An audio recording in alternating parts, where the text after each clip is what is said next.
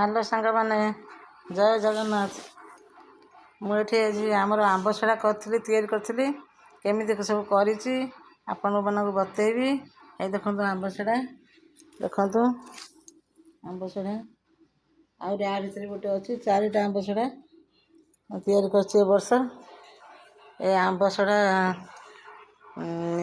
ଆମ୍ବ ବହୁତ ଗୁଡ଼ିଏ ଆମ୍ବ ପଳେଇ ଆସିଥିଲା ଘରୁ, ଗାଁରୁ। ଆଉ ସେସବୁ ଏକାବେଳେ ପାଚିଗଲା। ମୁଁ ତାକୁ କ'ଣ କଲି ନା, ମୁଁ ସେ ପାଚିଲା ଆମ୍ବକୁ ସବୁ ତା ଦେହରୁ ରସ ବାହାର କଲି। ରସ ବାହାର କରିକିରି ତାକୁ ସବୁ କ'ଣ କଲି ନା, ରସ ବାହାର କରି ତାକୁ ଭଲ ଟିକେ ଗ୍ରାଇଣ୍ଡିଙ୍ଗ କରିଦେଲି।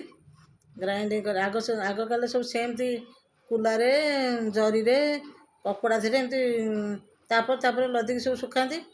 ମୁଁ ସେମିତି କରିନି। ଆକୁ କ'ଣ କରିଛି ନା, ପ୍ରଥମେ ସେ ରସ ବାହାର କରି ତାକୁ ଗ୍ରାଇଣ୍ଡିଙ୍ଗ କରିଦେଲି। ଗ୍ରାଇଣ୍ଡିଙ୍ଗ କରିଦେଇକିରି ତାକୁ କ'ଣ କଲି ନା, ଗୋଟେ କଡ଼େଇ ଦେହରେ ଗ୍ୟାସରେ ବସେଇଲି। ତା ଦେହରେ ଟିକେ ଲଙ୍କାଗୁଣ୍ଡ, ଟିକେ ଲୁଣ, ଆଉ ଟିକେ ହେଙ୍ଗୁ, ଆଉ ଟିକେ ଜିରା ପାଉଡ଼ର ଆକୁ ପକେଇଲି। ପକେଇକି ତାକୁ ଚିନି ଟିକେ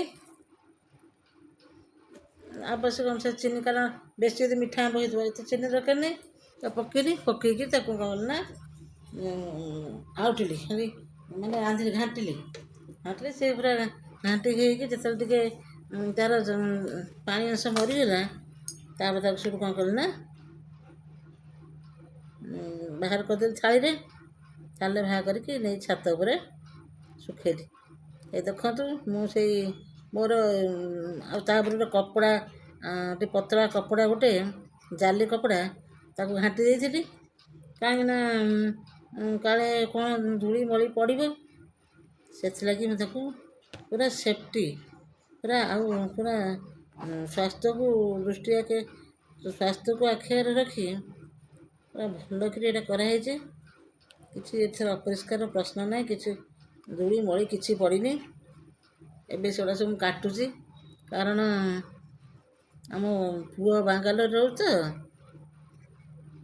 ମୁଁ ତା ପାଇଁ ପଠେଇବି। ବୋହୂ ବି ସେଠି ରହୁଛି। ଆଉ ଏତେ ଗୁଡ଼ା ଆମ୍ବସଡ଼ା କ'ଣ ଆଉ ମୁଁ ଏକାଟେ ଖାଇବି? ଏଇଠି ଘରେ ଆଗରୁ ବି ହେଇଥିଲା, ଶାଶୁ ଏଇଠି ଘରେ ଖାଉଥିଲୁ, ଆଉ କେତେ ଖାଇବୁ? ଏ ଦେଖନ୍ତୁ ସେଇସବୁ ମୁଁ କରିକି ସବୁ ଦେଖନ୍ତୁ କାଟିକିରି ମୁଁ କେମିତି ରଖୁଛି। ପ୍ରତିବର୍ଷ ମୁଁ ଆମ୍ବସଡ଼ା କରେ। ମୁଁ ଆମ୍ବସଡ଼ା ବହୁତ ଭଲ ପାଏ। ଆଉ ସବୁ ମୁଁ ଦେଖନ୍ତୁ କେମିତି ଠିକିରି ଭଳିଆ ମୁଁ କାଟିଛି, ଠିକିର ସାଇଜ୍ର। ଆପଣମାନେ ଯେମିତି ଚାହିଁବେ କାଟିପାରିବେ। ଏ ଦେଖନ୍ତୁ ଠିକିରି ସାଇଜ୍ର କାଟିଛି, ଠିକିରି ସାଇଜ୍ର। ଦେଖନ୍ତୁ ଆପଣମାନେ ଯେମିତି ଚାହିଁବେ ସେମିତି କାଟିପାରିବେ।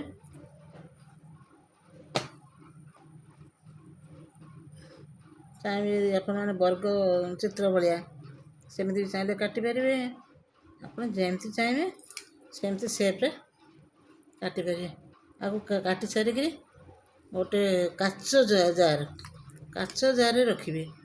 ଆଉ ଏଥିରେ ରଖିବେନି, ପ୍ଲାଷ୍ଟିକ୍ ଜାରରେ ରଖିଲେ ଖରାପ ହେଇଯିବ ବହୁତ ଶୀଘ୍ର। କାଚ ଜାରରେ ରଖିବେ। ଏଥିରେ ତେଲ ମୁଁ ଜମା ଦେଇନି। ଆପଣମାନେ ଚାହିଁଲେ 2 ଚାମଚ ଖଣ୍ଡେ ଉଷୁମ ତେଲ, ତାକୁ ଟିକେ ଥଣ୍ଡା କରିକି ସେ ତେଲକୁ ଆପଣ ରଖିପାରିବେ, ଦେଇପାରିବେ। ଆଉ ଟିକେ ବି ତା ଉପରେ ଆଉ ଟିକେ ଜିରା ଗୁଣ୍ଡ ବି ଛିଞ୍ଚେଇ ପାରିବେ। ମୁଁ ସେସବୁ କିଛି କରୁନି, ସେମିତି କରିଛି। ତାକୁ ସେମିତି ବି ଦେଇଦେବେ, ଖାଇଦେବେ। ପିଲା ସବୁ ଜଲ୍ଦି ସାରିଦେବେ। ଆଉ କ'ଣ ରଖିବେ ବେଶୀ ଦିନ? ଦେଖନ୍ତୁ କେତେ ହେଇଯିବେ। ଆଉ ସବୁ କାଟୁଛି। ବାଙ୍ଗାଲୋର ଯିବା ତ ମୁଁ କାଟୁଛି। ଦେଖନ୍ତୁ କେତେ ହେଇଛି। ହେଇଛି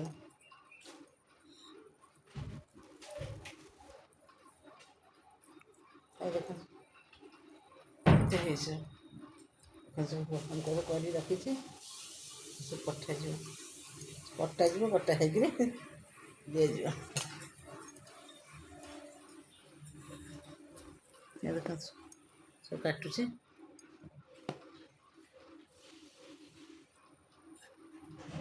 ଆପଣ ବି ଏମିତି ସବୁ କରିକିରି ଇଏ କରିପାରିବେ। ଏ ବର୍ଷ ତ ବର୍ଷା ଜଲ୍ଦି ପଳେଇ ଆସିଲା, ନହେଲେ ମୁଁ ଆହୁରି କରିଥାନ୍ତି।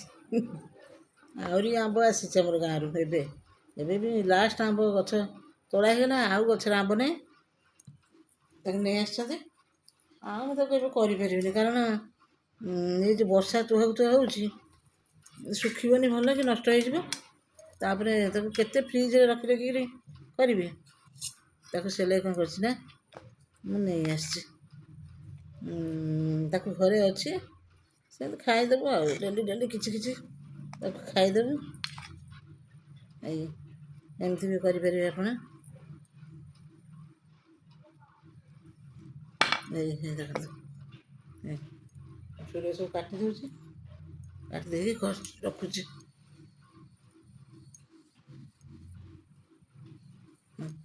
ଏମିତି ବି ଆପଣ କରିବେ ଟ୍ରାଙ୍ଗେଲ୍ ସାଇଜ୍ର ତ୍ରିଭୁଜ ଭଳିଆ ଏମିତି ବି ସେ କରିପାରିବେ ଠିକିରି ଭଳିଆ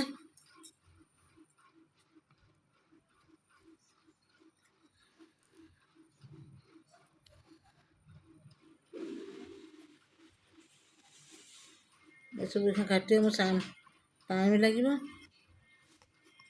ଆପଣମାନେ ଆପଣମାନେ ତ ଏ ବର୍ଷ ମୁଁ ଆମ୍ବ ଆଚାର ଜମା କରିନି ପ୍ରତିବର୍ଷ ଆମ୍ବ ଆଚାର କରେ ଏ ବର୍ଷ ଆମ୍ବ ଆଚାର ଜମା କରିନି ଏ ବର୍ଷ ଖାଲି ଏଇ ପାଚିଲା ଆମ୍ବ ସଢ଼ା ହେଇଛି ଆଉ କିଛି ନାହିଁ ଆଉ କିଛି କରିନି ହଉ ଆପଣମାନେ କ'ଣ ସବୁ ଆପଣମାନେ ନିଜେ କାମ କରନ୍ତୁ ଆପଣ ସବୁ କେମିତି ଅଛନ୍ତି ଭଲରେ ଅଛନ୍ତି ତ ଆଉ ଆପଣମାନେ ମୋ ଭିଡ଼ିଓଟା ଦେଖନ୍ତୁ ସବସ୍କ୍ରାଇବ୍ କରନ୍ତୁ ମୁଁ କଲାବେଳେ ଦେଖେଇ ପାରୁନି କାରଣ ମୋ ହାତ ଗୋଡ଼ ଚାଲୁନି ମୋ ହାତ ଦୁଇଟା ଭାଙ୍ଗି ଯାଇଛି ଗୋଡ଼ ଅଚଳ ମୁଁ ଗୋଟେ ଜାଗାରେ ବସିକି ଯାହା କରିବି ମୁଁ ଚାଲି ବୁଲି ପାରୁନି ଆଉ କିଛି ଅନ୍ୟ ଉପରେ ନିର୍ଭର ନହେଲେ ମୁଁ କଲାବେଳେ ଦେଖେଇଥାନ୍ତି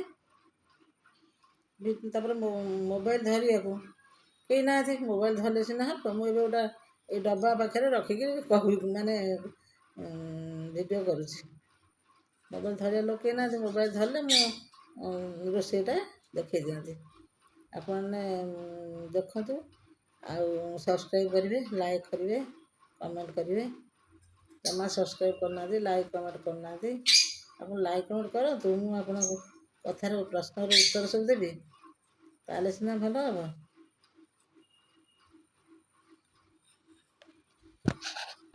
ଏଇ ଛୋଟିଆ ବ୍ଲଗ୍ଟି କରୁଛି ରହୁଛି ଜୟ ଜଗନ୍ନାଥ।